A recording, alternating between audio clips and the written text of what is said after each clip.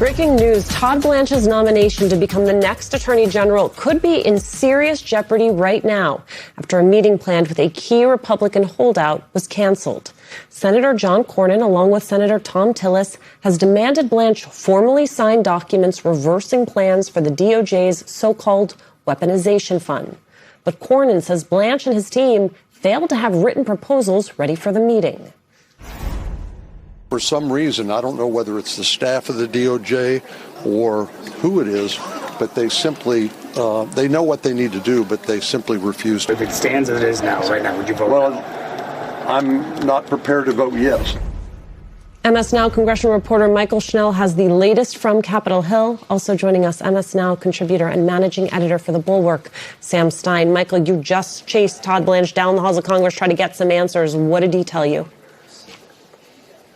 Nothing, Alicia. Todd Blanche, as you mentioned, walking through a Senate office building here on Capitol Hill, not responding to any questions. Notably, less than 24 hours before the Senate Judiciary Committee is set to hold that key vote on whether or not to move ahead with his nomination to be the permanent Attorney General. And right now, that vote does not look like it's in good shape for Todd Blanche. As you mentioned, John Cornyn, you just played him saying that at this moment, he is not a yes. He was scheduled to meet with Todd Blanche at 10:30 in the morning today, and he had said beforehand that there was a key caveat that the meeting would not take place unless Todd Blanche arrived with paper in hand, meeting the demands that Cornyn has laid out. Over the past few days, he has said he wants that IRS settlement to be reopened, to formally say that the anti-weaponization fund is dead and will not be resurrected. He also wants to narrow the scope of that audit immunity that was also included in that IRS settlement. I'm told by a DOJ official that the department sent John Cornyn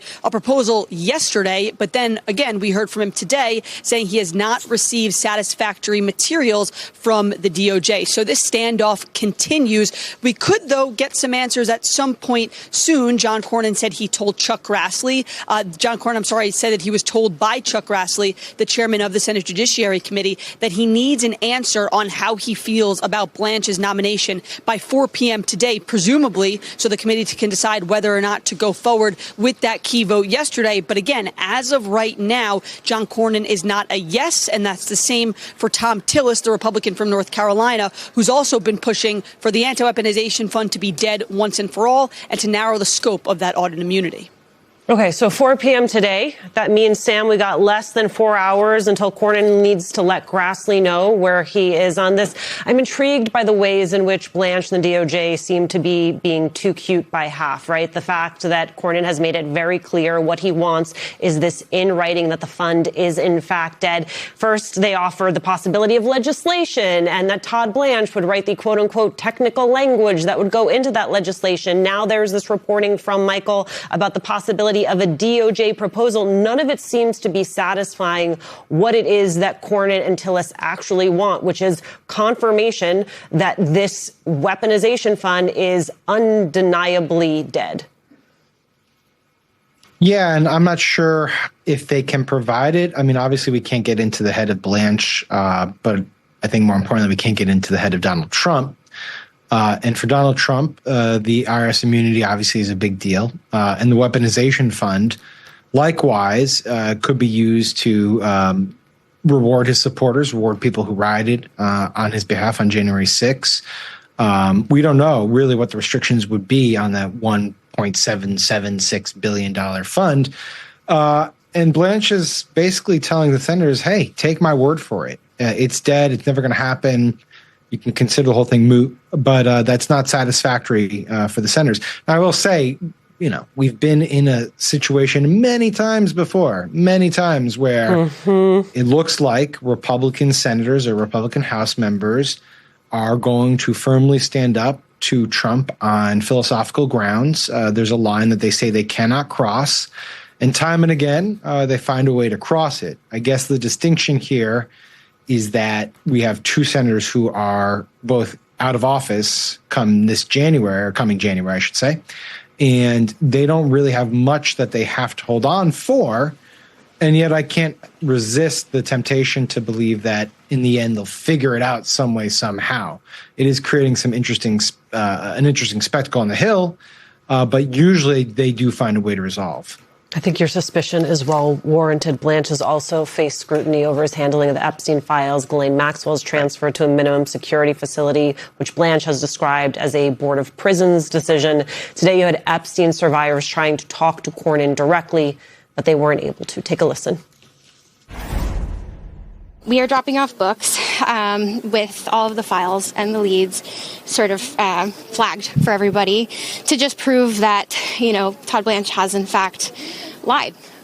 So we hope that senators will take that into consideration. Are you feeling like you're swaying senators to vote no? I hope so. I mean, we don't ever know, right? We just hope that they do the right thing. And I think at this point, we're not political, and we never have been.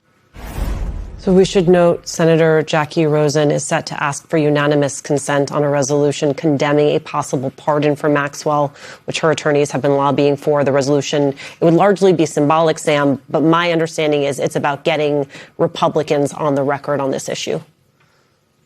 Yeah, and what's interesting, I suppose, about this is that heading into the confirmation hearings, the conventional wisdom was that the Epstein files and the DOJ's handling of it and Blanche's very specific role in scheming in the Situation Room about how little to reveal from those files would be his undoing, that there was enough there that would make Republican senators uncomfortable because this is such a animating issue for their base and has been for a while. To a degree, it has not been the issue that has moved those Republican senators. It did come up during the hearings, but often it was Democrats who brought it up. As you can see, Blanche has been dealing with more incoming from Cornyn and Tillis with respect to the weaponization front than the Epstein files, all of which is not to say that this doesn't matter. It clearly matters both as a substantive matter, but also I think politically as well. We do focus groups here all the time at the Bulwark. And one of the things that we constantly get in these focus groups are people bringing this up, the Epstein files up, spontaneously without prompting, something that they feel like the administration has indeed been part of a cover-up or at a minimum failed to achieve the promises that they laid out prior to getting into office. So I do think this lingers. It's just not the primary factor in what might potentially trip up Blanche's confirmation. All right, Sam, I'm going to ask you to stay with me. Michael Schnell, it is a very dynamic situation on Capitol Hill. Please come back to us with more as you have it.